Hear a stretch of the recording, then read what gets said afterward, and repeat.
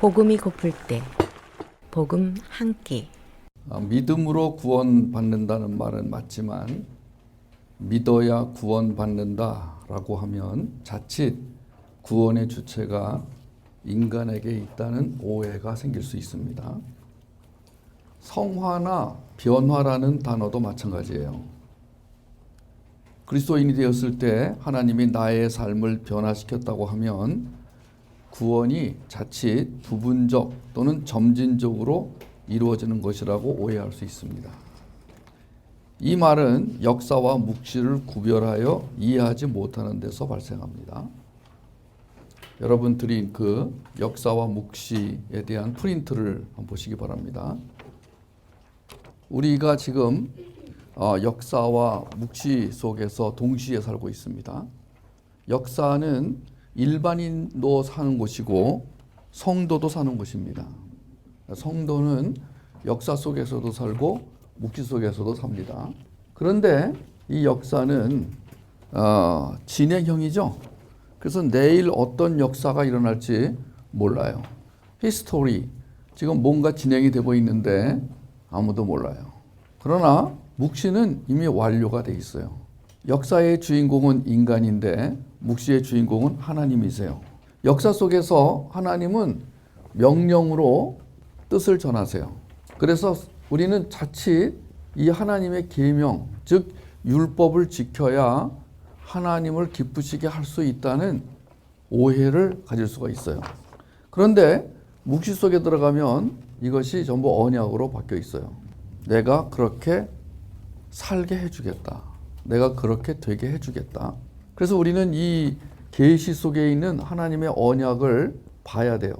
우리가 성경을 구약, 신약이라고 하는 것도 바로 옛 언약, 새 언약이란 뜻이거든요. 카버넌트.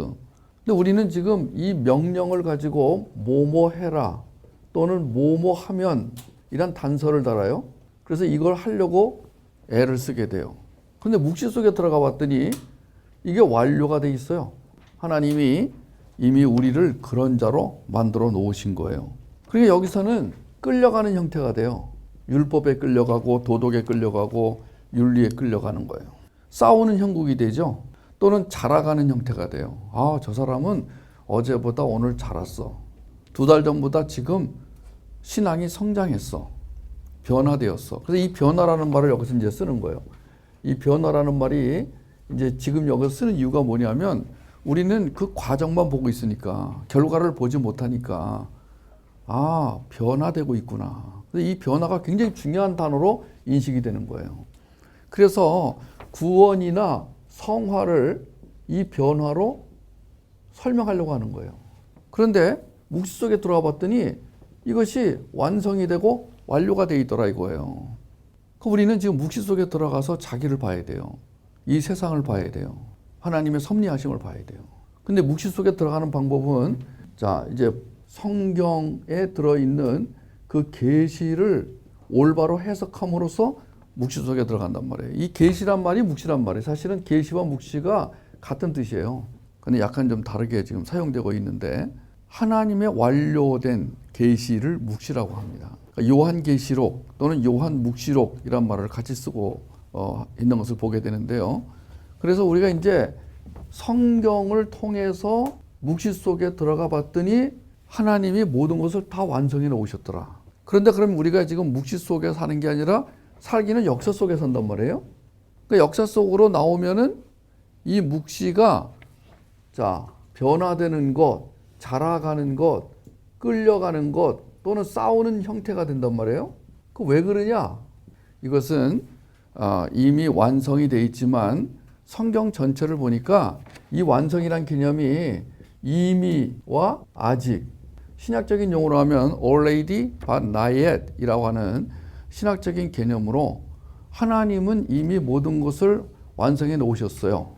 하나님의 나라는 이미 우리 안에 왔어요. 근데 아직 오지 않았어요. 그러니까 이것은 역사와 묵시를 동시에 바라볼 수 있는 사람만이 이해할 수 있는 단어예요. 이걸 신학교에서 배우는 사람들이 already but not yet, 하나님께서 이루셨지만 아직 완성되지 않은 이 상태를 잘못 이해하면 이제 설교를 여기서 하게 돼요. 역사 속에서만 이제. 그러면 어떻게 되냐면은 전부 뭐뭐 해라가 되는 거예요. 안 하면 안 된다가 되는 거예요. 자라가라, 성장해라, 변화되어라. 그래서 오늘 우리가 지금 뭘 다루고 있냐면은 구원은 변화되는 게 아니다. 지금 이걸 공부하고 있는 건데 왜 그러냐 그거를. 그것은 역사 속에서는 그렇게 보이지만 묵시에 들어갔더니 우리가 변화되는 게 아니라 부분적으로 점진적으로 변화되는 게 아니라 이미 완료가 돼 있더라 이거예요. 그래서 우리는 여기를 이제 육을 갖고 살아가는 현실이라고 한다면은 여기는 영으로만 들어가서 볼 수 있는 세상이란 말이에요. 그러니까 여기서 마음이 흔들리기 쉬워요. 그리고 불안해요. 또 오해가 일어나요. 그리고 죄의 습성에 따라서 죄에 빠지게 돼요. 근데 묵시 속에 들어갔더니 기쁨, 소망, 생명력, 마음의 확정, 그리고 하나님이 우리를 의인이라고 하시는 그것을 그래서 내가 의인이구나. 그 자신의 의인된 모습을 여기서 확인하는 거란 말이에요. 그리고 의인으로 살게 되는 거예요. 그러니까 우리가 살아갈 힘을 이 역사와 묵시 속에 동시에 얻어야 되는데 많은 사람들이 지금 역사만 보고 묵시를 보지 못하기 때문에 성경 공부, 그러니까 여기서는 성경 공부가 필요하죠. 그런데 여기서는 복음 공부가 필요한 거예요. 그래서 우리에게 오늘 이 저녁에 왜 우리가 복음 안에 들어가서 복음을 공부해야 되는가, 복음을 먹어야 되는가, 왜 복음에게 먹혀야 되는가, 그것은 바로 묵시의 세계를 바로 보고 묵시 속에 살고 있는 자라는 인식을 가지고 그 묵시 속에서 완성된 자기 모습을 보며 기뻐하고 춤을 추고 소망을 가지게, 그게 바로 복음 공부의 목적이며 묵시 속에 들어가는 목적이에요. 그것을 보는 사람들은 시간 낭비를 안 해요. 왜냐하면 완료된 자기 모습에 감사하기 때문이에요. 그러니까 이 역사 속에서는 일반 은총이 중요해요. 땀 흘려야 돈을 번다. 노력하면 대가가 주어진다. 뭐뭐 하면 뭐뭐 된다. 근데 특별 은총이 왔더니 하나님이 나를 업고 가시고 안고 가시고 이미 내 안에 들어와서 그 여기서 요구되었던 모든 것들이 다 이미 완성이 돼 있더라. 그러면 이제 우리가 이제 이 역사에서 묵시로 들어가야 돼요. 또 묵시에서 역시로 나와야 돼요. 이렇게 살다가 이제 드디어 우리가 이 세상을 떠나는 날 또는 주님이 다시 오시는 날 이제 이 모든 역사는 끝나버리고 이제 완전히 하나님의 시간, 하나님의 카이로스 시간 속으로 우리가 다 들어가 버리는 거예요. 조의 영원한 생명의 시간으로 들어가는 거예요. 완전히 전혀 다른 지금까지 우리가 경험하지 못했던 그런 세계로 들어가는 거예요. 그래서 우리는 그것을 소망하며 지금 살아가는데 그 천국, 그것을 지금 끌어당겨서 맛볼 수 있는 것은 묵시 속에서 맛을 보는 거예요. 그러니까 묵시 속에 있는 자기를 봐야 되는데 자꾸 역사 속에 있는 자기를 보는 거예요. 구원도 마찬가지예요. 구원을 하나님을 믿어야 된다. 믿지 않으면 구원받지 못한다. 이렇게 해석하지 않고 묵시 속에 들어가 봤더니 묵시 속에서는 하나님이 이렇게 설명하세요. 구원을. 내가 너를 나의 옷자락으로 덮었다. 이렇게. 그 아가서에 보면은 그런 표현이 나와요. 그 아가서의 그 표현은 묵시 속에서 해석을 해야 그게 이해가 되는 거예요. 그냥 덮었다 그러면 그냥 옷으로 덮었다 그러면 그 이상 별다른 해석이 없어요. 그러나 묵시 속에서 하나님의 덮으심은 구원을 상징하고 혼인을 상징하는 것이다. 이게 묵시 속에서 해석이 되는 거예요, 그게. 그래서 이 하나님이 덮으셔야만 구원이 일어난다. 그러면 어떻게 되는 거예요? 구원의 주체가 확실하게 하나님이 되시는 거예요. 그래서 우리는 구원에 대해서도 할 말이 없는 거예요. 내가 구원받은 거에 대해서도 할 말이 없는 거예요. 나의 공로가 없는 거예요. 내가 잘한 게 아무것도 없는 거예요. 예. 그 묵시 속에서 일어나는 일이에요. 그래서 묵시 속에서는 감사와 기쁨, 소망, 평강밖에 없는 거예요, 여기는. 역사 속으로 나오면 불안, 초조, 근심, 우울 이런 것들이 계속 나를 따라다니는 거예요. 그러니까 우리가 살 길은 자주 묵시 속에 들어가야 돼요. 그러니까 오늘 이 밤에 여러분이 묵시 속에 들어가지 못하면 그냥 여기 와가지고 그냥 또 역사 속에서 성경 공부는 하다 가는 거예요. 그 성경에 대한 지식을 좀 얻었어요. 그런데 여전히 역사 속에 살고 있는 자기를 발견하는 거예요. 그럼 성경 공부를 끝내고 돌아가는데 날씨는 춥죠. 상황은 우울하죠. 애는 져달라고 울죠. 어? 왜 나이키 신발 안 사주냐고 울어대죠. 그럼 우리가 이 역사 속에서 현실을 겪으면서 이제 끌려다녀요. 여기서는 역사 속에 끌려다녀요. 근데 하나님이 그 역사에 끌려다니는 우리를 이리로 끌고 들어오세요. 그러니까 똑같은 끌림인데 역사 속에서 현실과 죄와 욕망에 끌려다니는 거하고 하나님이 묵시로 끌고 들어오시는 거하고 달라요. 그러니까 하나님이 사랑하는 자를 묵시로 끌고 들어와서 하나님이 하신 일을 보게 하세요. 알게 하시고 이해하게 하시고 인식하게 하신단 말이에요. 이게 은혜라니까요. 그러니까 여러분 오늘 밤 여러분은 은혜 받으신 거예요. 여러분이 여기까지 고생해서 왔는데 전철 몇 번 타고 왔는데 이 밤에 이 묵시를 보지 못하고 가면은 얼마나 여러분이 서글프고 시간이 아깝다는 생각이 들고 다리에 힘이 빠지고 내가 그거 조금 알러 거기까지 갔나 이런 생각 안 드시겠어요? 근데 묵시를 보고 가는 사람들은 완전히 그 묵시에서 주는 그 평안, 소망으로 가득 차서 전철을 타고 가도 비행기 탄 것 같고 비행기도 1등석 탄 것 같고 그렇잖아요. 주변에 많은 사람들이 그렇게 우울한 모습으로 앉아 있어도 이 사람은 얼굴에서 해같이 막 빛이 나고 그렇게 되는 거예요. 그러니까 우리가 이 묵시의 세계로 들어가야 되는데 이렇게 여러분이 자발적으로 묵시의 세계로 들어오는 거는 참 축복이에요. 근데 만약에 묵시의 세계로 들어와야 되는데 못 들어오면 하나님이 고난을 통해서 이제 끌고 들어오시는 거예요. 그래서 많은 사람들이 겪지 않아도 될 고난을 겪어요. 그 하나님이 이제 이 고난은 뭐냐면은 하나님 인식이 안 되는 거라고 그랬잖아요. 하나님 인식이 안 되니까 대번에 오는 게 뭐냐? 정신적인 문제예요. 그러니까 지금 얼마나 많은 사람들이 이 정신적인 문제로 인해서 고통을 당하는지 몰라요. 그 다음에 하나님이 연단을 통해서 또 우리를 묵시를 보게 하세요. 연단은 단련하다라는 뜻이거든요. 그러니까 그 쇳덩어리 제가 이제 매주 부산을 가는데 그 광명역에서 이제 요새 타고 가요. 전에는 서울역에서 탔는데 그리고 올 때는 부산역에서 와요. 그러면은 아주 신기한 거야. 나는 비행기가 날아가는 것도 신기해요. 비행기 볼 때마다 그 쇳덩어리가 날아가는 게 정말 신기해 정말. 근데 기차도 신기한 게 그 엄청난 무게, 그 기차 바퀴 하나만 해도 뭐 우리가 한 10명은 들어야 될 것 같아 무게가. 근데 그게 계속 왔다 갔다 하는데 철로가 끄떡없어요. 더군다나 옛날에는 이 철로를 겨울과 여름에 그 기온차로 말미암아 훼손되지 않도록 끊어놨어요 이렇게. 여름에는 이제 늘어나서 붙었다가 겨울에는 이제 수축이 돼도 이제 그게 기차가 가는데 지장이 없도록 적당한 길이로 끊어놔요. 적당한 칸을 만들어놔요. 틈을. 그래서 기차가 옛날에는 가다가 덜커덩 옛날 기차는 덜커덩 그렇게 갔어요. 지금은 매끄럽게 쫙 간다고요. 그러면은 이 쇠를 다 붙여놨기 때문에 여름에는 그 늘어나는 걸 감당해야 돼요. 많이 늘어나면 이제 큰일 나는 거예요. 이제 그러면 이제 기찻길이 휘어져 가지고 더군다나 뭐 시속 340, 350으로 달리는 KTX가 탈선할 거 아니에요. 겨울엔 또 수축돼 가지고 탈선하고. 그래서 이 철로는 레일로드는 다른 쇠와 다르게 강한 쇠로 만들어야 돼 이거는. 그거 어떻게 하냐면 막 두드려야 돼요. 쇠를 강하게 하려면은 합금을 해야 되는 것도 있지만 두드려야 된다고요. 우리 옛날에 그 대장간에서 그 홈이나 난 만들 때 막 두드리잖아요. 계속 두드려 가지고 결국은 그 풀을 베는 부분, 나무를 자르는 부분은 아주 날카로운 부분은 더 많이 두들게 되거든요. 그러니까 강하게 두드릴수록 강한 쇠가 된단 말이에요. 그게 연단이에요. 그러니까 두들겨 맞아야 돼요, 우리가. 두들겨 맞는데 자기 스스로 두들겨 맞는 방법이 있어요. 흠수를 통해 직면의 장소에 가는 거야, 그거는.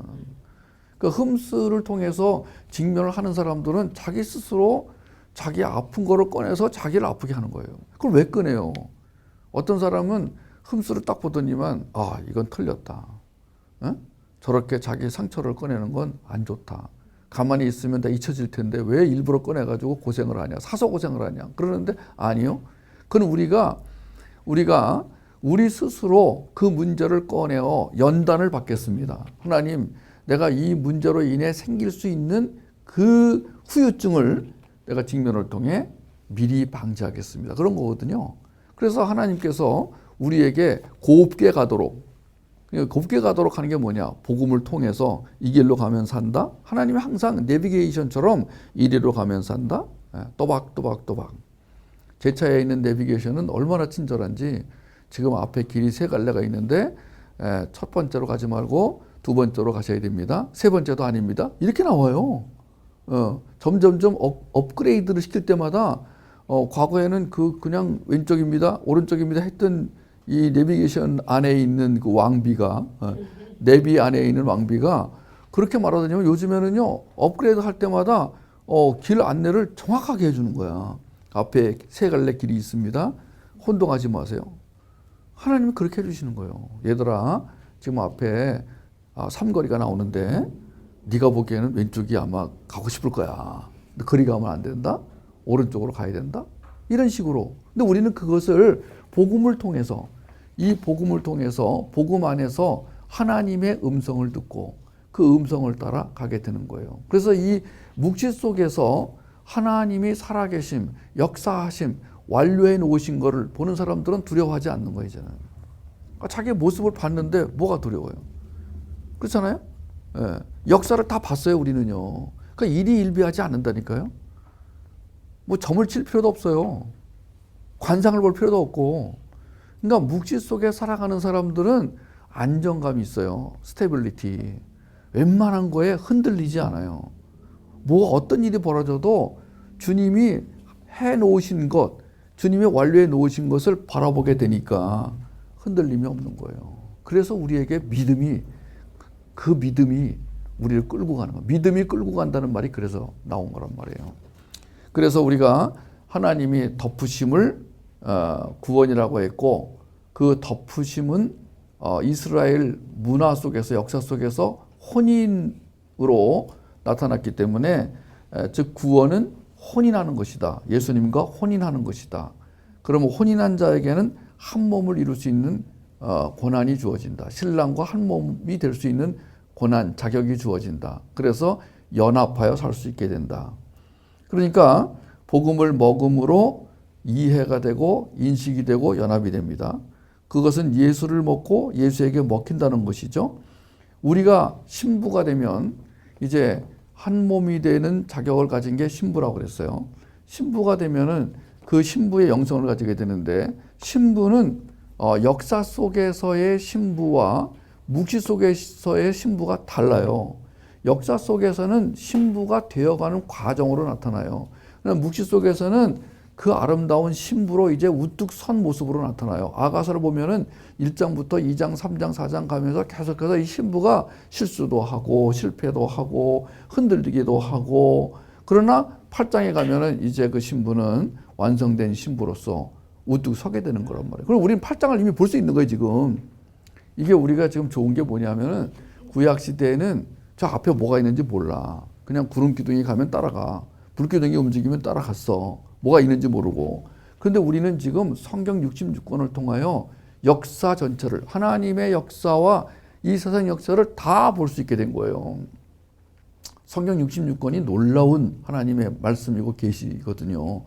그래서 그 안에서 우리가 지금 이 하나님이 우리를 어떻게 데리고 가시는지 보게 되는데, 이 역사 속에서의 구원의 개념과 묵시 속에서의 구원의 개념이 달라요. 역사 속에서는 자라가는 것으로, 성장하는 것으로, 변화되는 것으로, 그러나 묵시 속에서는 완료되고 완성된 것으로. 근데 우리가 이제 완료된 신부지만 already but not yet, 아직까지, 그러니까 완성됐으나, 이미 왔으나 아직 안 온. 그 무슨 말인지 아셔야 돼요. 그러니까 이 역사가 끝나면 이제 우리는 완전한 완성이 되는 거예요. 근데 역사 속에 살고 있는 우리는 not yet. 예. 무슨 말인지 아시죠? 그럼 뭐가 있냐? 그 안에 소망과 기다림이 있는 거예요. 그래서 하나님이 오늘도 나에게 채우시고 입히시고 덮으셔서 데려가시는 그분을 오늘 겪는 거예요. 예. 그러니까 그 하나님 아버지, 그 왕 되신 그 하나님 아버지가 오늘도 나를 데리고 가시는 그것을 역사 속에서 경험하는 거예요. 그리고 묵시 속에 들어와 봤더니 그 하나님이 나를 어디로 데려가셨는가, 어떻게 만드셨는가, 그게 다 보이는 거예요. 그러니까 그 하나님을 따라가는 게 흔들림이 없는 거야. 믿음의 눈으로 이미 이루어질 것을 바라보게 되는 거예요. 이 신부는 회복된 자란 뜻이거든요. 회복이라는 것은 아담이 범죄하기 이전 하나님의 완전한 창조자, 피조물의 모습, 창조로 인해서 만들어진 완벽한 피조물의 모습, 그게 회복된 자거든요. 그래서 이 땅에서는, 역사 속에서는 회복된 자로 살기 위해서 우리를 자녀로 만드시고 종으로 세우시고 청지기로 세우시고 제자로 삼으시고 또 군사 또는 투사로 싸우게 하시고 편지로, 향기로, 친구로 살게 하신다는 거예요. 성화란 작정, 예정, 부르심, 믿음, 거듭남, 칭의, 양자됨, 성화, 견인, 영화의 과정이 동시에 일생 동안 이루어지는 은혜의 결과예요. 이것은 역사와 묵시를 통틀어 설명한 것입니다. 그러니까 역사 속에서 우리가 지속적으로 경험하는 하나님의 도우심, 인도하심, 이것이 성화라는 하나님께서 우리를 거룩한 자로 만들어 가시는, 세우시는 그 의미 속에 들어있는 거예요. 그런데 우리가 이제 이것을 역사 속에서의 용어로 말하면 변화라고 할 수 있지만 묵시 속에서의 용어로 말하면 교체라고 하는 거예요. 개조가 아니라 하나님의 성품으로 뭐예요? 교환되는 거예요. 교체나 교환이나 같은 뜻입니다. 교체의 의미는 죽었다가 살아남이에요. 이 죽었다가 살았다는 이 단순한 문장 속에 지금 어마어마한 비밀이 숨어 있는데 그것을 풀어나가고 있습니다. 이것은 세상 또는 세상 정신과의 분리를 의미하고 구별되었다는 뜻으로 거룩과 같습니다. 거룩한 자는 늘 위치와 상태를 확인합니다. 히브리서 2장 11절에 보니까 거룩하게 하시는 이와 거룩하게 함을 입은 자들이 다 한 근원에서 난지라. 그러므로 형제라 부르기를 부끄러워 아니하셨다. 지금 거룩하게 하시는 이가 하나님이시죠. 거룩하게 함을 입은 자는 우리죠. 이 하나님과 우리가 어디서 났다고요? 한 근원에서 났다. 한 뿌리에서 났다. 하나다라는 거예요. 그러니까 이 계속해서 성경은 나와 너는 하나다. 이렇게 말씀하시는 거예요. 하나가 신부라니까요. 근데 이 신부가 역사 속에서 종됨, 자녀됨, 청지기됨, 제자됨, 사역자됨, 이런 군사됨, 투사됨, 친구됨, 이런 것들을 계속 경험하면서 완벽한 신부로 이제 만들어져 가는 거예요. 역사 속에서. 그러니까 역사 속에서는 계속 예배와 훈련이 반복이 돼야 되는 거예요. 역사 속에서는. 묵시 속에서는요, 완료가 된 것이기 때문에 묵시는 그냥 가서 보고 확인하고 누리면 되는 거예요. 역사 속에서는 계속 예배와 교육을 통해서 훈련을 통해서 그렇게 만들어져 가는 거예요. 교체되어 거룩하게 산다는 건 하나님의 임재 가운데 거한다는 것이며 마음이 지성소가 된 상태로 존재한다는 것을 의미합니다. 지성소가 된 상태. 우리가 중요한 단어 두 가지를 지난번에 공부했어요. 위치와 상태. 그러니까 하나님과 연합하기 좋은 위치에 있느냐 아니냐 되게 중요합니다. 자, 하나님과 연합하기 좋은 위치가 있어요. 그게 어디예요? 오늘도 우리가 복음을 듣는 이곳에 왔어요. 이게 굉장히 좋은 위치인 거예요. 여기는 지금 그 불법 다단계 갔을 때는 아주 으시시한 곳이었지만 우리가 지금 여기를 쓰니까 여긴 위치가 아주 좋은 위치가 된 거예요. 물론 이것도 역사 속에서의 위치와 묵시 속에서의 위치가 좀 다르지만 자, 하나님이 늘 우리에게 물어보시는 게 너 어디 있느냐? 네가 지금 복음을 먹는 그 자리에 있느냐? 네가 지금 복음으로 묵시를 보는 그 위치에 있느냐? 우리가 가장 좋은 위치. 그 손흥민 선수 보니까 공을 잘 넣는, 골인을 잘 시키는 그 비결 중에 하나가 위치 선정을 잘하더라고요. Where are you? 너 어디에 있느냐? 예, 제가 지금 여기 복음 한 끼를 먹으러 왔습니다. 굿잡. 예, 이탈리안 잡이 아니라 굿잡. 아주 잘한 거예요. 또 하나는 상태. 너 지금 어떤 상태냐? 제가 지금 사갔습니다. 왜 사갔니? 제가 지금 복음을 몇 개를 굶었더니만 제가 지금 삭기 시작했습니다. 그래서 성화되었다 아니다. 거룩한 백성이다 아니다. 건강한 상태다 아니다. 건강한 성도다 아니다. 그러면 이 두 개의 단어로 설명할 수 있어야 돼요. 그래서 이건 거꾸로 말하면은 항상 확인해야 될 게 나는 지금 어느 위치에 있고 어느 상태에 있는가.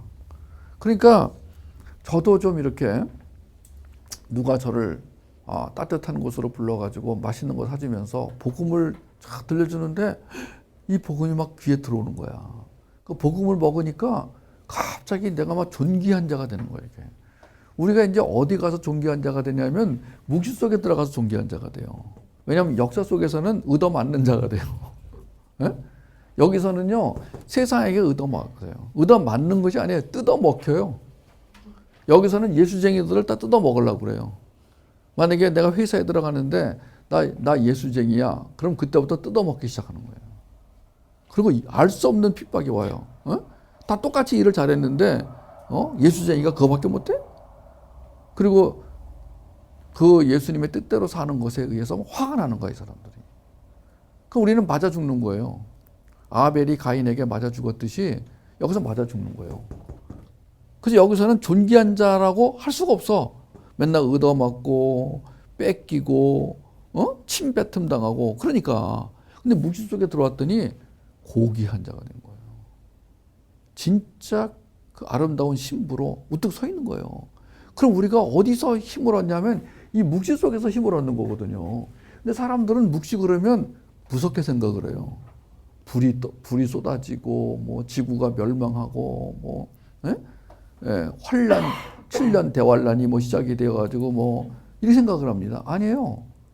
묵시는 하나님의 완성해 놓으신 세계, 그 세계 속에 들어가서 여기가 우리가 천국을 맛보는 곳이라니까요.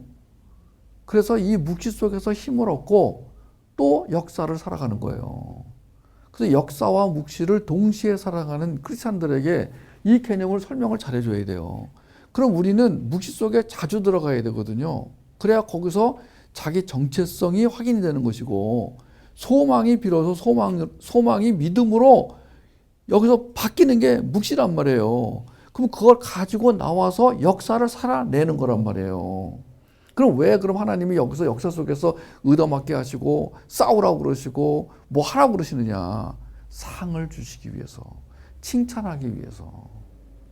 너 참 잘한다. 그래서 요한계시록의 주제를 저는 뭘로 잡았냐면 내 새끼 잘한다. 조금만 참아라. 이게 요한계시록의 주제란 말이에요. 그러니까 요한계시록을 이렇게 말하니까 다 공부하고 싶어 하는 거야.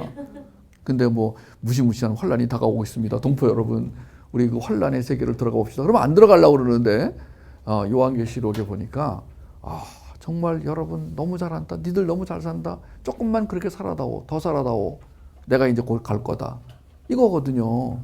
그러니까 우리가 역사 속에서 기다리며 살아가는, 소망을 품고 살아가는, 감사하며 살아가는 근거는 어디에 있느냐? 묵시 속에 있는 거예요. 그러니까 설교자가 이 역사 속에서 바라보는 성경 공부 또는 율법 또는 명령 또는 계명 여기에 잡혀서 설교를 하면은 사람들은 그렇잖아도 역사 속에서 막 얻어 터지고 밟히고 끌려다니는데 설교마저 그렇게 해버리니까 살아갈 힘이 없는 거예요. 그러니까 묵시 속에 들어와서 거기서 그 참으로 그 하나님이 우리를 고귀한 자로 세워주시는 진짜 눈물을 닦으시고 우리 눈에서 눈물을 닦으시고 그리고 우리 해같이 빛나게 하시며 여기서 뺏겼던 것을 다시 여기서 몇 배로 전리품을 얻게 하시는 그 하나님을 발견하는 그 묵시, 그게 복음 공부의 목적이란 말이에요. 저는 많은 분들이 묵시를 못 본다고 생각을 해요.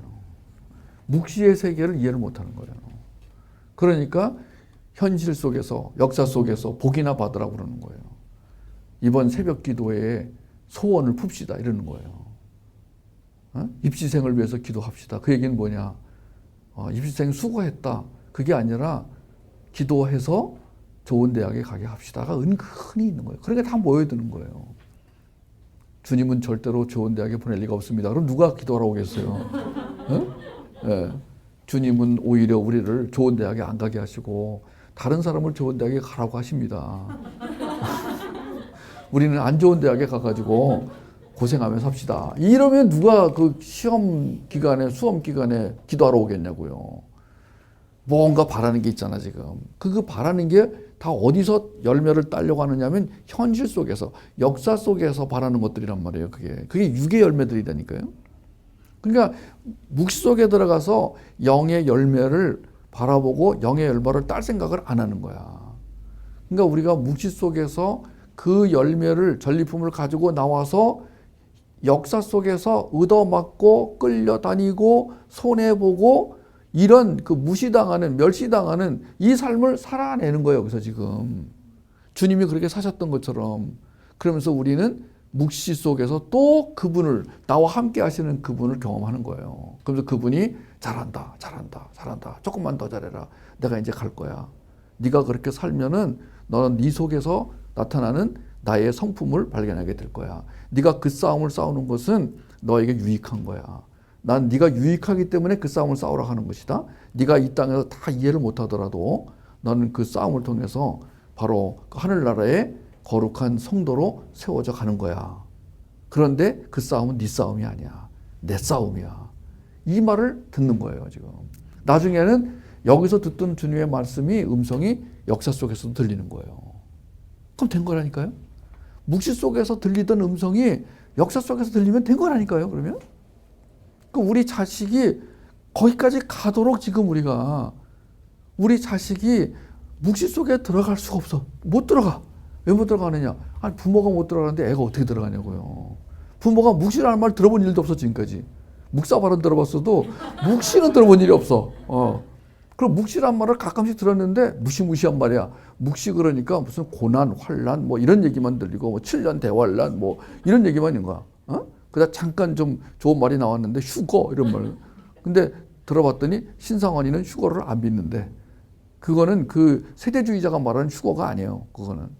그거는 그 휴거는 세대주의자처럼 이렇게 뭐 환란을 피해서 올라가서 잔치를 벌이는 휴거가 아닌 거예요. 그것은 주님이 오실 때 우리가 같이 들여 올려지는, 주님과 함께 진짜 하나님의 나라로 들어가는, 영원한 나라로 들어가는 그 휴거를, 랩처를 말하는 거예요. 근데 세대주의자들은 무슨 영화를 만들듯이 이 세상에서는 환란이 벌어질 때 우리는 싹 올라가서 잔치를 벌입니다. 이렇게 잘못 해석해 놓은 거예요. 그러니까 묵시라고 하면은 무시무시한 엄청난 아니에요. 지금 이 시간이 고난의 시간이고 환란의 시간인 거예요. 우리는 예수님이 오실 때부터 다시 오실 때까지를 환란 기간으로 보는 거예요. 그러면서 이 환란 기간을 이길 수 있는 힘은 딱 한 가지밖에 없어요. 묵시 속에서 그 바라보는 그 예수 그리스도, 묵시 속에서 하나가 된 예수 그리스도, 그분과 함께 역사 속에 나와서 그분의 힘으로 역사를 살아내는 거예요. 언제까지? 주님이 다시 오실 때까지. 그러면서 주님이 계속해서 내 안에서 박수를 치시는 거예요. 잘한다. 내 새끼 잘한다. 조금만 더 해다오. 그래 그거야. 너 훌륭하다. 그래서 우리는 그분이 주시는 그 음성을 통해서 격려를 받는 거예요. 그래서 그분이 이제 일하시는 모습을 보게 하시는 거예요. 이렇게. 처음에는 묵시 속에서만 보이던 하나님의 그 일하시는 모습이 역사 속에서도 보이기 시작하는 거예요. 묵시 속에서만 들리던 하나님의 음성이 역사 속에서 들리는 거예요. 그러니까 이제 역사나 묵시나 이제 똑같아지는 거야, 이제는 이게. 이제 나중에는 이게 칸이 없어져 버리는 거야. 역사가 묵시고 묵시가 역사가 되는 거예요. 그날이 올 때까지 뭘 해야 돼요? 복음 공부를 계속 하는 거죠. 복음을 먹는 거죠. 교체되어 거룩하게 산다는 건 하나님의 임재 가운데 거한다는 것이며 마음이 지성소가 된 상태로 존재한다는 것을 의미한다고 그랬어요. 하나님이 임재하는 곳이 거룩하게 구별되는 곳입니다. 예를 들어 시내 산에서의 떨기나무 불꽃 같은 경우 또는 성막에서의 지성소 같은 경우 이것은 구별된 곳이거든요. 이것은요. 그런데 놀랍게도 그 지성소가 우리 마음에 있다는 거예요.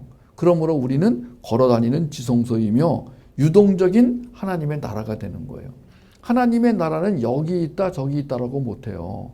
왜냐하면 어떤 특별한 장소가 아니라니까요. 하나님의 나라는 하나님의 그 생명을 가진, 그리고 하나님의 법과 언약으로 꽉 채워진 마음이 지성소가 된 성도를 하나님의 나라라고 하는 거예요. 그 하나님의 나라가 역동성을 가지고 그 삶을 통하여 이 땅에 천직을 가지고 그 구체적으로 이 땅에 하나님의 사랑과 생명력을 흘려보내는 것을 하나님 나라의 확장이라고 하는 거예요. 변화를 추구하는 상태에서는 영으로 육을 이길 수가 없습니다. 교활한 육이 여우처럼 틈새를 파고들어 자충성을 강화하기 때문입니다. 그러나 교체된 상태에서는 영이 육을 이기죠. 다만 얼마나 이 상태를 유지하느냐가 관건입니다. 그래서 이 상태를 유지하기 위해서는 복음을 먹는 게 중요합니다. 복음을 잘 먹어야 됩니다. 자주 먹어야 됩니다. 풍성하게 먹어야 됩니다. 복음이 내 안에 들어와서 양식이 되어야 됩니다. 로마서 8장 5절에 육신을 따르는 자는 육신의 일을, 영을 따르는 자는 영의 일을 생각하나니 그랬으니까 유지의 관건이 생각에 있음을 알 수 있습니다. 우리가 하나님으로부터 받은 그 생명력을 얼마나 유지하느냐는 결국은 우리의 생각에 달려있다. 그 생각은 마음에서 나오는 것이니까 결국 우리 마음이 오늘 어떠냐. 그럼 그 마음이 하나님의 나라로 가득 차 있으면 되는 거 아니에요. 하나님의 나라는 말에 있지 아니하고 오직 능력에 있음이라고 고린도전서 4장 20절에 말하고 있는데, 자, 하나님의 나라가 능력에 있다. 그러니까 우리는 그 능력을 가지고 살아야 비로소 하나님의 나라로 사는 것이며 그 능력을 가지고 하나님 나라를 확장해 가는 것이잖아요. 그러니까 그 능력이 뭐냐 도대체. 그 예수님 주신다는 그 능력, 예수님의 능력이 뭐냐. 우린 그것을 생명력, 통찰력, 분별력, 창의력, 변증력이라고 설명하고 있습니다. 그것이 우리 안에서 나타나여질 때 바로 하나님 나라가 구체화되는 것이며 하나님 나라가 확장되는 것이에요.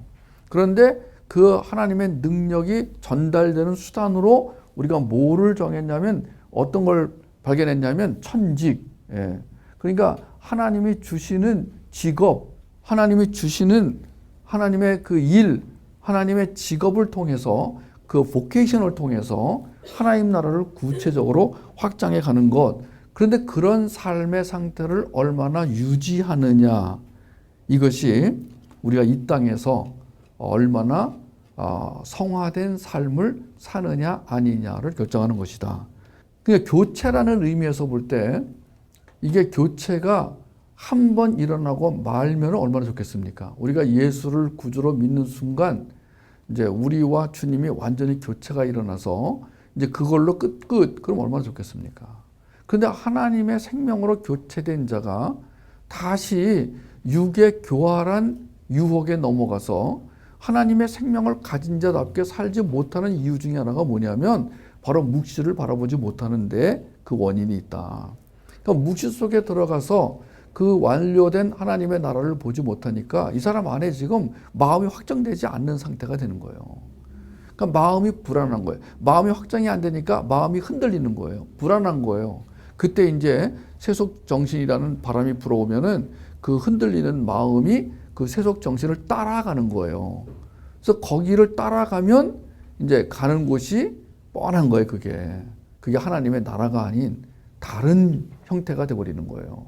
그럴 때 하나님이 다시 이 사람을 끌고 와야 되는 거 아니에요. 그래서 그 끌려오는 상태를 고난이라고 말하는 거예요.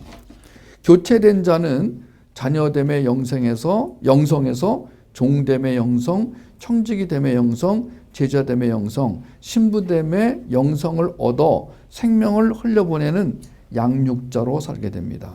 이 양육이라는 말, bring up이라는 말, 너무너무 중요한 단어잖아요. 디도서 2장 11절에서 15절을 거기다 써놨다가 집에 가서 꼭 찾아가지고 본문을 거기 써놓으시기 바랍니다. 모든 사람에게 구원을 주시는 하나님의 은혜가 나타나 우리를 양육하시되 경건하지 않은 것과 이 세상 정욕을 다 버리고 신중함과 의로움과 경건함으로 이 세상에 살고 복스러운 소망과 우리의 크신 하나님 구주 예수 그리스도의 영광이 나타나심을 기다리게 하셨으니 그가 우리를 대신하여 자신을 주심은 모든 불법에서 우리를 속량하시고 우리를 깨끗하게 하사 선한 일을 열심히 하는 자기 백성이 되게 하려 하심이라. 너는 이것을 말하고 권면하라. 이 말씀 가운데 지금 제가 설명한 게 다 들어있습니다. 자, 모든 사람에게 구원을 주시는 하나님의 은혜가 나타나. 여기 모든 사람은 이 세상 만민을 다 말하는 게 아닙니다. 하나님의 백성. 그러니까 예수님이 십자가에 달리신 것은 전 세계 사람들을 위한 것이다 라고 믿는 사람들은 만인 구원서를 믿는 것이고, 아니다, 하나님이 친히 이 땅에 오신 것은 자기 백성을 위하여 오신 것이다. 이것이 바로 만인 구원설과 다른 하나님의 작정한 예정한 자들이 있다라는 거예요. 그러니까 여기 모든 사람이라는 이 구절이 나올 때 이 모든 사람은 everybody라고 해석하면 안 됩니다. 하나님의 백성, 하나님이 구별하여 세운 하나님의 백성, 그 백성을 찾아오신 예수 그리스도, 이렇게 되는 거예요. 그분이 구원을 주시는데 그 구원을 주시는 것을 우리는 은혜, 하나님이 자기 백성에게 구원을 주시는 것을 은혜라고 한다고 그랬어요. 그 은혜가 나타나 우리를 어떻게 한다고요? 양육한다. 그러니까 하나님은 우리를 양육하신대요. 왜 양육하시냐면, 자, 하나님이 우리를 양육하셔서 이제 하나님의 사람으로 이제 세우신단 말이에요. 그래서 이제 양육을 우리가 세운다라는 뜻의 bringup이라고 했단 말이에요. 하나님이 세우시는 거예요, 이제. 세워놓고는 뭐라고 하시냐면, 너 참 잘했다. 너 믿음의 사람이다. 너 어떻게 그런 믿음을 가질 수 있니? 근데 쑥스러운 게 뭐냐면, 난 다 알아요. 그 믿음이 하나님이 주신 거란 말이에요. 그리고 그분이 나를 여기까지 세우셨단 말이에요. 여러분과 제가 오늘 여기 오고 싶어서 온 게 아니에요. 하나님이 여기 올 마음을 주셔서 온 거란 말이에요. 마음이 없으면 안 온다니까요. 마음이 없으면 이 핑계 저 핑계 대고 안 온다니까요. 근데 마음을 주신 거란 말이에요. 생각해 보니까 내가 지금 이게 기가 막힌 게 무슨 자격증을 따는 것도 아니고, 무슨 자격증을 딴다고 그러면 열심을 낼 수 있어요. 이걸 왜냐면 이게 지금 뭘 보장해 주니까, 이 땅에서. 근데 복음은 이 땅에서 뭘 보장하는 게 아니에요. 내가 누구냐, 하나님 누구시냐를 알려주는 것이에요. 결국은 위치와 상태를 확인시켜 주는 거예요, 복음은. 근데 그래서 위치와 상태가 확인되면은 높은 데로 끌고 올라가는 게 아니라 낮은 데로 끌고 내려가세요. 우리에게 막 뭔가 이렇게 채워주신 게 아니라 오히려 남에게 흘려보내게 하세요. 그러니까 하나님의 음성을 듣지 않으면 올 수가 없는 거야. 우리가 가진 육의 욕망은 남보다 더 많은 걸 가져야 돼요. 그 욕망의 본질이야, 그게. 그래서 뻔되게 살아야 돼요, 좀 이렇게. 그리고 우리는 평안보다는 편안함을 더 원해요. 그러니까 우리가 좀 넓은 집에 살면 편안해요. 하나님 주신 것을 가지고 사람을 세우고 살리는 데 쓰지만 이 세상 사람들은 자기를 과시하는 거로 쓰는 거란 말이에요. 그러니까 그 본능, 육의 본능을 따라 살려는 자들을 하나님이 그거를 빼앗아서 던지시고 너는 나를 따라라. 그게 여기 모인 무리도 아니에요, 지금?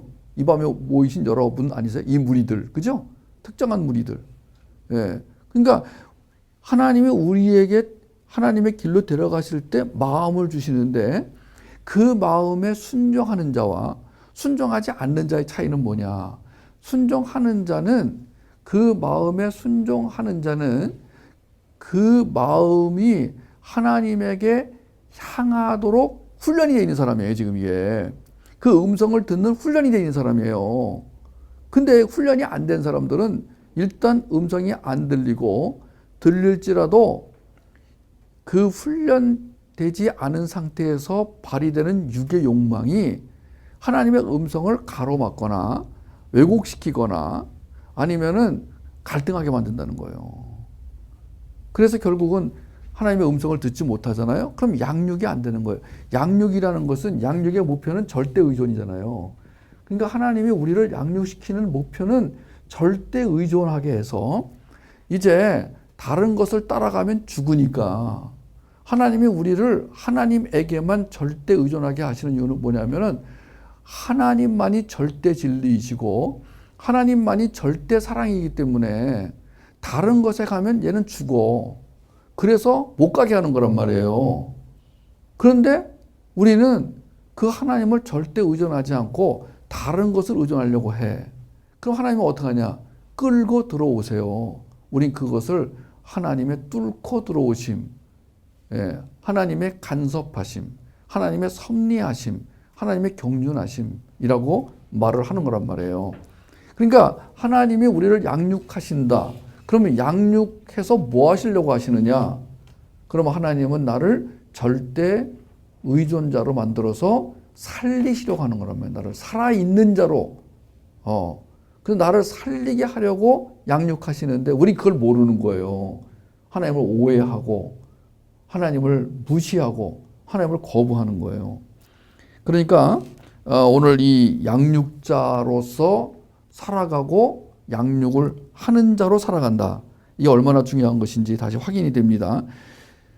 그래서 이제 양육하신 결과가 경건하지 않은 것과 이 세상 정욕을 다 버리게 하시고 신중함과 의로움과 경건함으로 살게 하시며 복스러운 소망과 크신 하나님 구주 예수 그리스도의 영광이 나타나심을 기다리게 하신다. 다 나와요. 여기 지금 요 디도서 2장 11절에서 15절 여기에 양육의 목표와 우리가 양육을 할 때 어떤 자세로 살아야 되는지가 다 나오는 거예요. 이 말씀 가운데서 오늘 다시 한번 이 밤에 주께서 우리를 데려가시는 하나님의 그 아름다운 그 위치로 끌고 들어가시는 그 은혜가 있기를 바랍니다. 자, 뒤에 이제 넘어가면은 13페이지 보도록 하겠어요. 여기가 이거 설명하기가 좀 어려운데, 이 표로 보면 금방 아는데, 이걸 말로 설명해서 지금 복음 한 끼를 듣는 분들에게 이 표를 설명하려니까 좀 난감해지더라고요. 여기 오프라인에서 공부하시는 분들은 표를 딱 보고, 뭔지 알겠다가 되는데, 지금 이제 방송으로 복음 한 끼로 이 강의를 들으시는 분들에게는 이거 어떻게 설명해 드릴까? 제가 참 난감했어요. 잘 설명해 드려야 되는데. 자, 아까도 말했지만 역사 속에서 우리는 성경을 공부합니다. 그러나 묵시 속에서 복음을 공부합니다. 그러므로 성경 공부가 복음 공부가 안 될 수가 있습니다. 그래서 거기에 그 부등호가 붙어 있죠. 이것은 성경 공부가 복음 공부와 완전히 틀리다, 다르다는 뜻이 아니라 자칫하면 성경을 공부할 때 어디에 빠지기 쉬우냐면 율법주의에 빠지기 쉽다. 왜냐하면 성경의 말씀이 거의 명령으로 돼 있어요. 그래서 우리는 일단 하나님의 명령을 존귀히 받들어 드려야 돼요. 하나님 명령을 무릎 꿇고 받아야 돼요. 우리가 하나님 말씀을 읽을 때 무릎을 꿇은 채로 그 말씀이 있는 것은 굉장히 중요한 자세예요. 애티튜드예요. 그런데 그 말씀이 명령으로 돼 있다고 그래서 명령, 계명, 율법을 지켜야 산다라고 하면 율법주의가 되는 거예요. 그런즉 어찌하리요 우리가 법 아래 있지 아니하고 은혜 아래 있으니 로마서 6장 15절이 율법주의로 가면 안 된다는 것을 말하고 있습니다. 그런즉 이와 같이 지금도 은혜로 택하심을 따라 남은 자가 있느니라. 로마서 11장 5절에도 확인하고 있죠. 하나님과 우리 주 예수를 알므로 은혜와 평강이 너에게 더 많을지어다. 베드로서 1장 2절도 율법이 아니라 하나님 그분이 누구신지 알므로 그분의 은혜를 경험할 수 있다. 그래서 이 율법주의로 가려는 것이 복음 공부에 오면은 뭐로 바뀌냐면 은혜의 복음, 즉 은혜와 진리로 바뀌는 거예요. 율법주의가 은혜의 복음, 은혜와 진리를 향하게 만들어요. 하나님은 십자가를 통해 우리를 향한 은혜를 나타내셨어요. 그 십자가의 복음, 그것을 우리는 은혜의 복음이라고 합니다. 그것이 은혜와 진리라고도 설명될 수 있는 거예요. 율법주의에 빠지면은 당연히 죄책감을 갖게 돼요. 왜냐하면 율법을 다 지키지 못하는 데서 발생하는 것이 죄책감이기 때문에 그 죄책감은 그냥 두면은 수치감으로 변질되고 수치감은 존재감으로 변질되어서 결국은 우리를 짜부라지게 만들어요. 그런데 복음 안에서 우리는 그럼에도 불구하고의 그 은혜를 맛봐요. 그래서 감사가 나오죠. 인정받으려는 노력에서 인식과 연합으로 상처는 직면 후의 은혜로, 하나님 인식 방해는 회복 후의 연합으로, 부정적 성격은 신의 성품으로 바뀌게 됩니다. 그래서 왼쪽에는 율법, 계명, 행위 중심이라면 오른쪽은 지혜와 계시의 영입니다. 십자가를 기준으로 해서 왼쪽은 지식이 목표고 오른쪽은 양식이 목표입니다. 왼쪽은 가르치려는 자충성, 오른쪽은 생명력 있는 역동성. 그래서 왼쪽에 있는 사람은 자꾸 변화 그래요. 변화 받아야지, 변화되어야지. 에? 근데 오른쪽에 있는 사람은 교체란 말을 써요. 교환이란 말을 써요. 그게 왼쪽과 오른쪽의 차이점이에요. 우리는 십자가를 지나면서 완전히 다른 개념을 가지게 되었어요. 그것은 바로 변화에서 교체라는 완전히 다른 개념이에요. 그래서 오늘도 우리는 변화되기를 갈망하는 게 아니라 교체되어 살기를 갈망하는 자가 되어진 것이죠. 그래서 몇 가지 이제 해당되는 성경 구절을 제가 읽어드리겠습니다. 로마서 6장 5절에 만일 우리가 그의 죽으심과 같은 모양으로 연합한 자가 되었으면 또한 그의 부활과 같은 모양으로 연합한 자도 되리라. 성경 구절 저기만 써놓으셨다가 롬 6장 5절 요거만 써놓으셨다가 나중에 가서 확인하셔서 그 구절들을 써놓으시면은요 이 교재를 가지고 다른 사람을 양육할 때 아마 도움이 되실 거라고 생각이 들어요. 그 다음에 사도행전 20장 24절에 보면은 내가 달려갈 길과 주 예수께 받은 사명 곧 하나님의 은혜의 복음을 증언하는 일을 마치려 하면은 나의 생명조차 조금도 귀한 것으로 여기지 아니하노라. 바울이 여기서 뭐라고 썼냐면 은혜의 복음이란 말을 썼어요. 그러니까 은혜와 복음을 같이 묶었어요. 그러니까 은혜가 없는 복음은 복음이 아니라고 할 수 있죠. 그 은혜는 뭐냐? 값없이 주시는 거예요. 그래서 율법주의가 왜 문제가 되냐면은 율법주의는 우리로 하여금 뭘 하게 해요. 그런데 하나님은 아무것도 안 한 자에게도 은혜를 베풀어 주세요. 그래서 우리가 하나님 이러실 수 있습니까? 이런 말이 우리 입에서 나오는 거예요. 그러면서 그 하나님을 바로 인식하고 그분과 연합이 되자 말자 그분에게서 생명력이 나에게 흘러오면서 역동적인 사람이 되어가지고 오히려 내가 내 힘으로 살 때보다 훨씬 더 깊이 있고 영감 있는 삶을 살게 되는 거예요. 그렇죠? 복음, 은혜의 복음으로 받았을 때 그가 어떻게 바뀌는가? 그의 삶이 어떻게 역동적이 되는가? 하루 종일 기쁜 마음으로 일을 하는 그것은 어디서 오는 것인가? 바로 은혜의 복음에서 나오는 역동성에서 오는 거예요. 아버지가 아무리 뭐라 그래도 그것은 될 수가 없어요. 그건 아버지가 때린다고 그래도 때려서 그렇게 되면 그 후유증이 굉장히 큽니다. 하나님 우리를 통해서 이 은혜의 복음이 흘러가게 해주십시오. 그러려면 어떻게 하면 돼요? 내가 은혜의 복음을 확실하게 알아야 돼요. 그리고 그 은혜의 복음으로 양육이 되어져야 돼요. 그래서 그 양육이 되어진 사람은 또 다른 사람을 양육할 수 있어요. 근데 양육이 쉽지가 않은 게 시간이 많이 필요해요. 양육은 뭐라 그랬어요? 첫째, 일관성이 있어야 된다고 그랬죠. 일관성이. 그죠? 그러니까 지금 우리가 뭐가 문제냐면요. 이 사람이 복음을 설명하는데 일관성이 없어. 왔다 갔다. 뭐. 내가 갖고 있는 신학이 일관성이 있어야 돼요. 이렇게. 이 사람 거 가져오고 저 사람 거 가져오고 좌측으로 갔다가 우측으로 갔다가 올라갔다 내려갔다. 그럼 일관성이 없는 거예요. 그러면 양육이 어려워요. 두 번째는 반복성이 있어야 돼요. 그 일관적인 그 복음 메시지를 반복적으로 계속 흘려보내야 돼요. 세 번째는 체계적이어야 돼요. 양육이 체계적으로 안 되면은요, 그냥 땅바닥만 그냥 두드리다 마는 거예요. 골프 선수가 체계적으로, 구체적으로 골프를 못 배우면 그냥 서서 그냥 공 때리기만 하면 날아가는 줄 아는 거예요. 비가 올 때, 바람 불 때, 그 바람이 몇 도 각도로 불 때, 이거를 체계적이고 구체적으로 이걸 배우고 훈련해야 어느 상황에서든 골프를 칠 수 있는 거거든요. 그러니까 오늘날 우리가 일관성, 반복성, 체계성에 문제가 있잖아요. 그러면 이 사람은 그 복음을 자기 말로 설명할 수가 없고 설명을 해도 자식이 못 알아들어요. 엄마, 무슨 말 하는 거예요? 나도 몰라. 엄마도 모르는 말을 왜 하세요? 네가 불쌍해서. 내가 볼 때 엄마가 불쌍한데요? 전쟁 끝.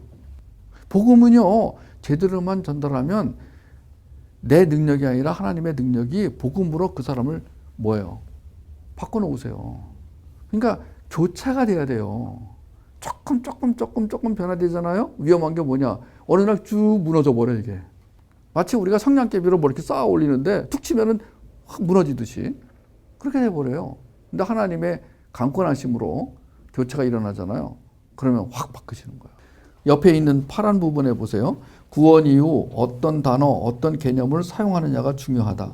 부지불식간에 마음에 박혀 애매한 신앙생활로 끌고 가기 때문이다.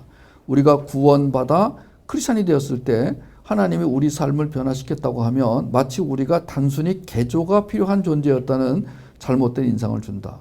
우리는 죄로 병들어 처방전이 필요했던 게 아니고 우리는 완전히 죽어 있었기 때문에 목욕이나 개선책이 필요한 존재가 아니었다. 자, 여기에 지금 개념, 어떤 개념을 사용하느냐가 중요하다고 그랬어요. 개념은 체계적 지식, 체계적 생각이라고 설명할 수 있어요. 체계적이다. 개념은 체계적인 지식이고 체계적인 생각이에요. 글과 말은 이 개념들의 조합입니다. 글 쓰고 말할 때는 물론이고 개념을 이해할 때 해당 언어를 둘러싼 맥락을 잘 살펴야 합니다. 개념 있는 사람은 그 단어 주변에 다른 단어들과 어떤 연관성이 있는지를 살핍니다. 다른 말로 하면 컨텍스트, 상황, 이 상황 속의 관계를 잘 이해합니다. 그것을 개념이 있다라고 말하는 거예요. 자, 문장에다 비유하면은 컨텍스트라고 하는데 그림으로 비유하면 배경이라고도 할 수 있어요. 그러니까 배경을 알아야 전경을 알 수 있어요. 그림을 보면은 그 앞에 주체가 되는 어떤 뭐가 있어요. 그리고 뒤에 배경이 있어요. 근데 만약에 주인공만 보면은 개념을 배경을 안 보고 앞에 전경만 보면은요, 쓸쓸할 수도 있고 외로울 수도 있고 이 사람이 여기서 왜 이러고 있나 알 수가 없어요. 근데 배경을 보면 이 사람이 왜 이러고 있구나. 알고 봤더니 지금 풀장으로 뛰어들려는 모습이구나. 뒤에 풀장이 있는 걸 보니까. 근데 그 풀장도 사람들이 많이 있는 풀장이냐, 아무도 없는 풀장이냐, 지금 바람이 불 때 풀장이냐, 바람이 안 불 때 풀장이냐, 흐리고 비 올 때 풀장이냐, 해가 날 때 풀장이냐, 이런 배경 설명이 있어야 비로소 이 사람이 이해가 되는 거예요. 왜 이러고 있는지를. 우리는 그냥 주인공만 보고 뒤에는 안 본단 말이에요. 단어 하나를 보고 맥락은 그냥 무시한단 말이에요. 그럼 개념이 없어지는 거예요.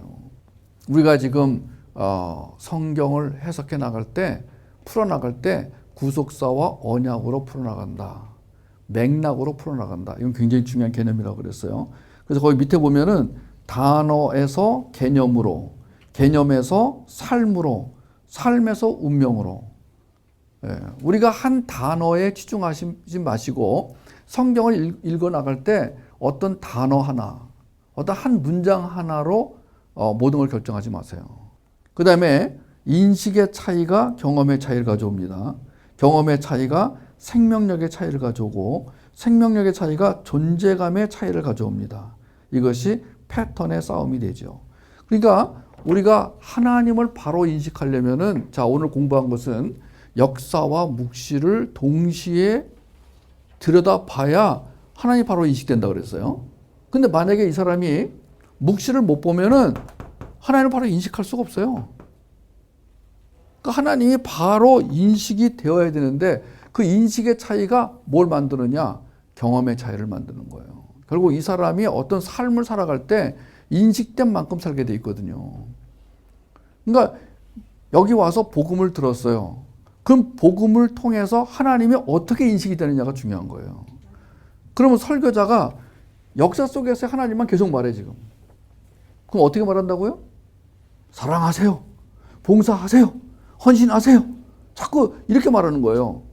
그래서 그렇게 안 하면 하나님이 슬퍼하십니다. 그럼 이거는 여기에 있는, 그리고 자라가세요. 변화되세요. 변화받아 사세요. 그럼 여기 지금 역사 속에서 말하는 거란 말이에요. 그럼 하나님이 제대로 인식이 안 되는 거예요, 지금 이 사람은. 이 사람을 통해서 하나님 인식이 부분적으로밖에 인식이 안 되는 거예요. 왜냐하면 그것도 하나님 속성이거든요. 하나님 명령하시는 분이세요. 하나님이 명령을 하시는 이유는 뭐냐? 그게 중요하기 때문에 명령하시는 거예요. 그죠? 근데 문제는 뭐냐? 우리가 그걸 지킬 힘이 없다는 거예요. 그래서 주님이 오셨단 말이에요. 그렇잖아요. 근데 그거를 전체를 못 봐, 지금. 그러니까 뭐 하라는 것만 보는 건 뭐냐? 단어만 보는 거예요. 맥락을 보지 않는 거예요. 전경만 보는 거예요. 배경을 안 보는 거란 말이에요. 이해가세요? 무슨 말인지? 예. 텍스트만 보는 거예요. 컨텍스트는 안 보는 거란 말이에요.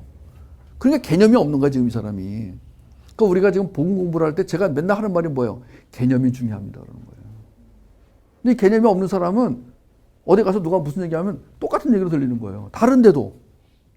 왜냐하면 하나님 분명히 그 사람 불렀어요. 그러니까 하나님 백성이니까 먹긴 먹어야 돼요. 근데 개념이 없으니까 뭘 먹을지 모르는 거야. 여기 기웃 저기 기웃 하고 다니는 거예요. 안 됐어요. 왜냐하면 양육이라는 것은요, 한 양육자로부터 오랫동안 받아야 돼요. 양육의 원리가 또 하나 뭐냐면은 그 한 양육자로부터 지속적으로 양육을 받아야 돼요. 우리가 이제 우리나라 유명한 골프 선수 같은 거 보면은 그 자기를 지도하는 사람, 빙상 선수라고 쳐봐요. 그럼 누구한테 배웠느냐?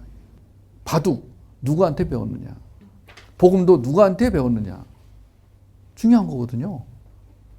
그래서 이 양육자를 잘 선택을 해야 돼요. 근데 아니 뭐 이 얘기나 그 얘기나 똑같은데요? 그러면 기가 막힌 거죠. 그 개념이 안 잡혔기 때문에 정확한 어떤 그 차이를 모르는 거야. 그러면 처음에는 별로 차이가 안 나요. 한두 시간 지날 때는 얼마 차이 안 나요. 10시간, 100시간 이렇게 가면은 차이가 많이 나는 거예요. 그 양육이 굉장히 무서운 것이죠. 중요한 거예요. 결국은 이제 이 사람은 그 양육의 결과로 뭐가 생겨요? 패턴이 생기죠. 그죠? 양육을 안 받으면 더 나쁜 패턴이 생겨요. 양육을 안 받고 사는 사람이 너무 많아, 지금. 요즘에 우리 주변에 하나님을 믿는다고 하면서 양육을 안 받아.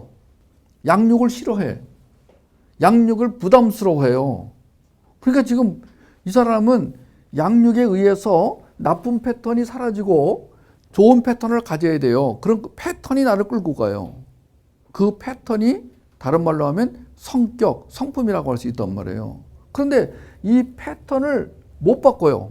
왜냐하면 양육을 못 받았기 때문에 자기 내면의 육이 그 유혹하는, 소리 지르는, 끌고 가는 그쪽으로 자꾸 간단 말이에요. 그 다음에 또 하나는 양육을 할 때 이제 이 성경에 있는 계시를 어떻게 해석하느냐에 따라서 복음의 내용이 달라져요. 아주 큰 차이가 율법이냐 은혜냐. 예를 들면 아주 가장 큰 차이가 그거란 말이에요. 대부분의 사람들이 율법주의에 빠져가는 이유는 뭐냐면 하나님이 명령하시는 것을 그대로 받아들인 거예요. 그 명령에 들어있는 하나님의 뜻, 이걸 보는 게 아니에요, 지금. 그 명령에 들어있는 하나님의 뜻, 하나님의 마음, 하나님의 계획을 보는 게 아니에요. 그 명령 자체를 보는 거예요. 이것은 마치 저 달을 봐라. 그러면은 달을 봐야 되는데 달을 가리키는 손가락을 보는 거예요, 이거 지금 이게. 율법은 뭐를 가리키냐면은 예수 그리스도를 가리켜요. 율법은 이렇게 말해요. 예, 나 바라보지 마. 예수를 바라봐. 율법이 하는 일이 그거예요. 그래서 바울이 율법을 뭐라 그랬어요? 몽학 선생이라고 한 거예요. 몽학 선생이 뭐냐면은 그 아주 유치한 아이를 그 교육하고 양육하는 선생을 말하는 거예요. 몽학 선생. 아주 유치한 자를. 그 유치한 자가 어떻게 살아가는지 그 구체적으로 그 아이가 살아가는 방법을 알려주는 교사를 몽학 선생이라고 하는 거예요. 그래서 이 율법은 그 몽학 선생 역할밖에 못하는 거야. 그 위대한 율법이. 그런데 우리는 율법이 가리키는 예수를 안 보고 율법 자체를 보는 거예요. 말하자면 저 달을 봐 그랬는데 손가락이 왜 때가 많아요 이렇게. 손톱 안 깎았네요. 이러고 있는 거야 지금. 달을 보라니까 지금. 우리가 오늘 그러고 있는 거라니까요. 그러니까 역사 속에서 이 하나님의 명령, 율법을 바라보는 자들은요, 묵시를 못 보는 거라니까. 그러니까 역사가 가리키는 것이 묵시예요, 지금. 그러니까 우리는 역사 속에 살다가 묵시를 바라볼 수 있는 시간이 오면 너무 좋은 거야, 지금. 여기가 우리의 본질이란 말이에요. 그 묵시 속에서 그 하나님을 마음껏 경험하고 알고 누린 다음에 역사 속에서 그걸 갖고 살아내야 되는 거란 말이에요. 근데 묵시 속에 오지를 못해, 이 사람이. 그러면 이 패턴을, 어떤 패턴이 생기겠어요? 나중에 결코 묵시를 알아볼 수가 없어요, 나중에. 그리고 딴 얘기에 가가지고 목사님 틀렸대요. 목사님 교회 나오지 말래요. 이렇게 말해버리면 이건 완전히 딴 얘기가 되는 거예요. 이거는. 그것을 개념 없는 행동이라고 말하는 거예요. 제가 지금 오늘 설명하는 그 개념은 뭐냐? 구원은 변화받는 게 아니다. 이 개념을 갖고 설명하는 거 말이에요, 지금 이게. 그럼 그걸 알아먹으면 된 거 아니에요. 그러면 자, 구원은 변화받는 게 아니다라는 것을 설명할 수 있어야 될 거 아니에요. 그죠? 그것도 차분차분 그것도 점점점 확대되어서 그것도 입체적으로 해야 될 거 아니에요. 근데 딱 하나밖에 기억 안 나. 구원은 변화받는 게 아니래. 그럼 이 얘기 가서 누구한테 덜렁 해버리면, 야, 이게 뭐지? 이 사람 지금 어디 가서 뭐 이상한 거 듣고 왔네? 이렇게 되는 거예요. 그걸 차근차근 잘 설명하면, 아하, 그렇구나가 되는데, 여러분 다 지금 이해 가시잖아요. 오늘 제가 설명한 거 이해 못 하세요? 하시죠? 그럼 말로 해보실래요? 양식. 자, 지식이 아니라 양식이다. 그 양식 부분에 대해서 제가 몇 개의 성경 말씀을 읽어 드릴게요. 요한복음 4장 32절. 이르시되 내게는 너희가 알지 못하는 먹을 양식이 있느니라. 그 양식이 뭐냐? 나의 양식은 나를 보내신 이의 뜻을 행하며 그의 일을 온전히 이루는 이것이니라. 요한복음 4장 34절. 여기서 이제 나를 보내신 이의 뜻이 뭐냐? 근데 이걸 또 뭘로 끌고 가기 쉬우냐면 율법으로 끌고 가기 쉬워요. 왜냐하면 봐라. 하나님은 하나님을 사랑하고 이웃을 사랑해라. 그게 내가 주는 계명이다 그랬지 않느냐. 맞아요. 근데 그것은 다를 가리키는데 손가락을 보는 거예요. 왜냐하면 그게 하나님의 계명 맞아요. 하나님의 위대한 계명이에요. 근데 문제는 우리가 그 계명을 지킬 수가 없다는 거예요. 그래서 그 계명을 지킬 힘을 주려고 예수님이 오셨단 말이에요. 그러니까 계명은, 모든 계명은 다 누구를 향하고 있는 거야? 예수 그리스도를 향하고 있는 거예요. 그분이 내 안에서 그 계명을 이루어내셔야 내가 계명을 이루는 자가 되는 거란 말이에요. 왜? 내 힘으로는 계명을 지킬 수 없다고 누누이 말하는 거란 말이에요. 요한복음 6장 55절. 내 살은 참된 양식이요 내 피는 참된 음료로다. 요한복음 6장 48절. 내가 곧 생명의 떡이다. 요한복음 6장 27절. 썩을 양식을 위하여 일하지 말고 영생하도록 있는 양식을 위하여 하라. 이 양식은 인자가 너에게 주는 것이다. 지식의 떡은 금방 허기가 지게 해요. 배고프게 해요. 목마르게 해요. 그러나 하나님 예수 그리스도가 자신이 양식이라고 했는데 그 양식을 먹으면 허기가 없어져요. 충만해져요. 여러분 양식을 제대로 먹고 간 날과 그렇지 않은 날과 한번 비교해 보세요.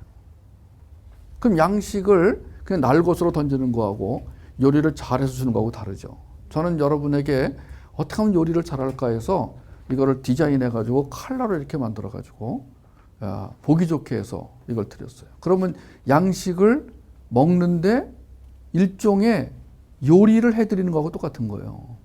그러니까 이런 방법을 통해서 양식을 더 맛있게, 더 풍성하게, 더 먹도록 제가 도와드리는 거란 말이에요. 어떤 사람은 양식을 설명을 하긴 하는데 그냥 맛없게 날 것으로 던지는 분도 있어요. 근데 그래도 그게 만약에 진짜 양식이라면 피가 되고 살이 돼요. 근데 우리가 연약한 자들, 어린 아이들을 위해서 이거 어떻게 하면은, 그럼 이것을 만약에 더 어린 아이들에게 이 오늘의 양식을 먹인다. 그럼 어떻게 해요? 또 만화로 그려주거나 영상으로 찍어주거나 아니면 나와서 무슨 옷을 입고 나온다든가 춤을 춘다든가 요리를 해주는 거란 말이에요. 그 요리라고 하는 것은 그 양식을 양식으로 잘 먹도록 돕는 역할에 끝내야 돼요. 근데 어떤 경우에는 요리가 양식보다 앞서는 경우가 있어요. 양식을 먹은 사람들이 양식은 안 먹고 그 그 냄새, 분위기 그것만 해가지고 야, 개척교회 갔더니 힘들어. 분위기가 아주 힘들어. 성가대도 없고 지하에 공기는 안 좋고 사람 몇 명 없어가지고 다 노출되고 내가 조는 것도 다 보여. 근데 큰 교회 갔더니 조는 것도 안 보이고 얼마나 좋은지 몰라. 졸다가 자다가 들어도 누가 뭐라는 사람 없고 그리고 성가대가 끝내주고 뭔가 지금 양식 자체에 지금 초점이 맞춰져 있는 게 아니에요.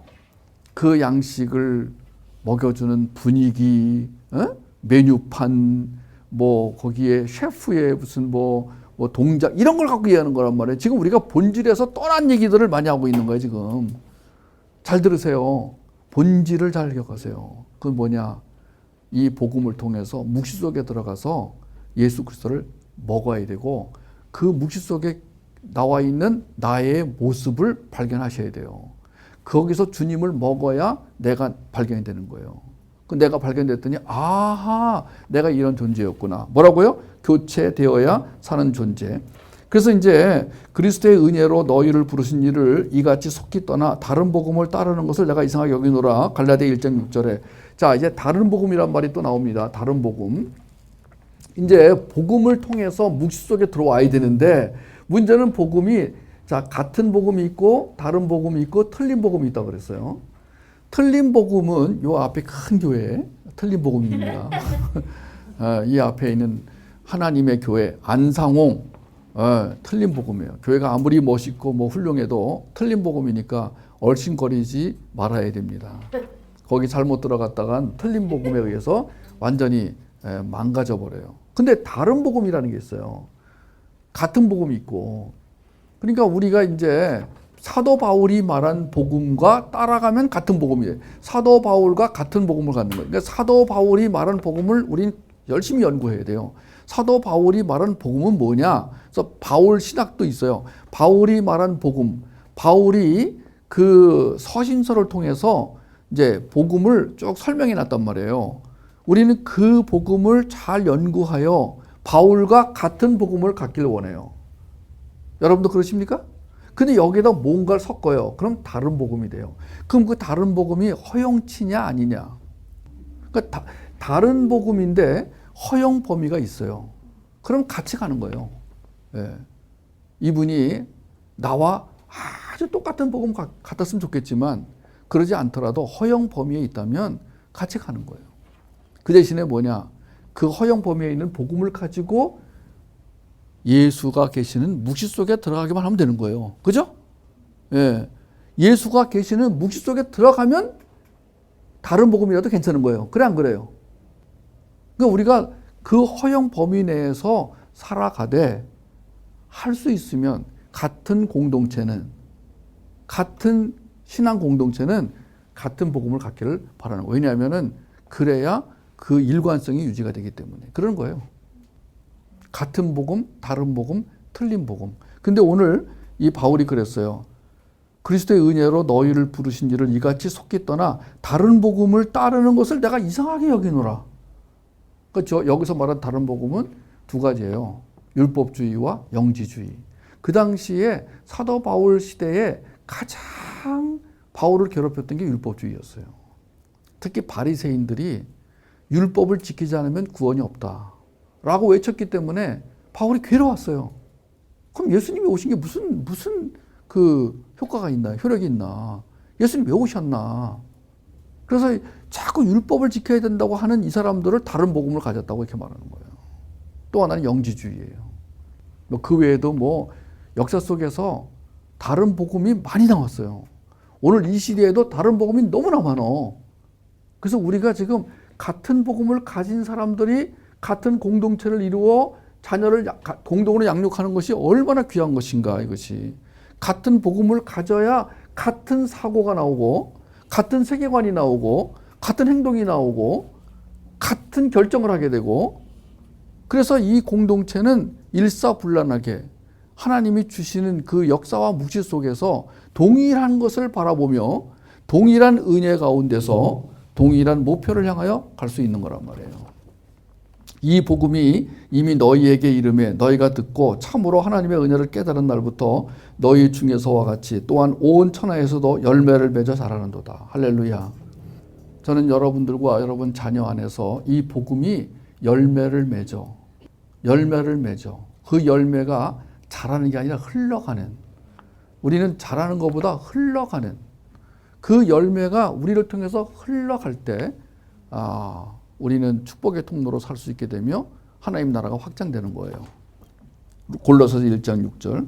내가 너희 무리를 위하여 이와 같이 생각하는 것이 마땅하니 이는 너희가 내 마음에 있음이며 나의 매임과 복음을 변명함과 확정함에 너희가 다 나와 함께 은혜에 참여한 자가 됨이라. 빌립보서 1장 7절. 저는 제가 이 복음 한 끼를 통하여 여러분에게 복음을 설명해 드리는 것은 이 바울의 고백처럼 복음을 변명함과 확정함에 함께 은혜에 참여한 자로 살았으면 좋겠다. 살게 되기를. 네. 가까이 있든 멀리 떨어져 있든 복음을 변명함과 확정함에. 자, 복음을 변명한다는 것은 복음을 변증한다는 것이죠. 네. 사람들에게 이 복음을 설명해 주는 것, 그들의 언어와 문화로 복음을 체계적으로 설명해 주는 것을 변증이라고 한다고 그랬어요.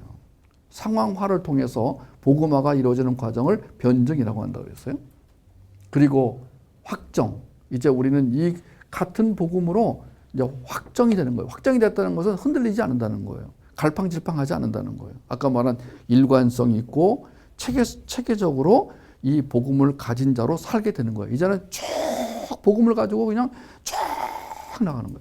이게 그 비행기가 만들어지기 전까지는 뭐 부속품 다 늘어놓으면 형편없죠. 근데 이제 부속품을 수만 개를 조립해가지고 비행기를 만들어 놓고 연료를 채우면 비행기가 쫙 날아가듯이 지금 우리는 조립하면서 지금 비행기를 날려보낼 준비를 하는 거하고 좀 비슷하다고 할 수 있겠어요. 그래서 어느 날 이제 우리가 날아가기 시작하면 공중급유를 받으면서 초점은 예수 그리스도, 관점은 성경적 세계관, 지향점은 하나님의 나라를 향하여 가게 되는 거예요. 그러면은 보세요.